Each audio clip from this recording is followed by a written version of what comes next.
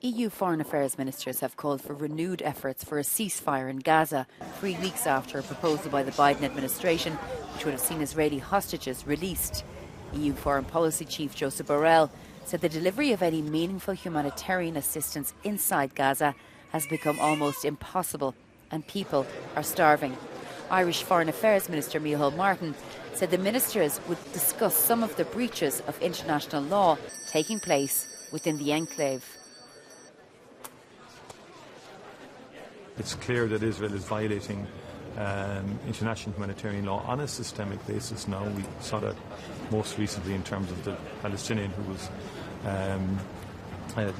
strapped to the front of a vehicle. And this has to come to an end. We need the immediate release of hostages and we need an immediate humanitarian ceasefire. The UN Relief Works Agency UNRWA says not enough aid trucks are allowed into Gaza. Often food is destroyed by settlers, and when trucks do arrive there's frequent looting given the total lack of social order in Gaza. Sam Rose, Director of Planning for UNRWA, says civilians are living in hell-like conditions.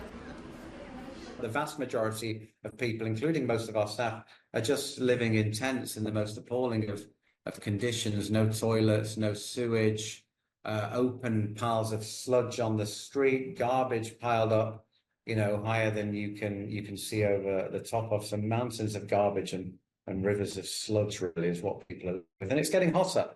There's vectors, rats, there's mosquitoes, there's insects, and it's just a really hellish situation, unfortunately, for the people. Children aren't eating properly, they're vulnerable because immune systems have been shot to pieces.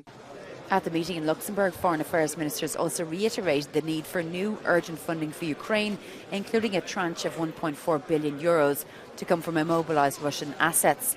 Hungary has been blocking the progress of this and other funding, but the EU has found a legal loophole that can bypass Hungary's national veto. Shona Murray, Euronews, Brussels.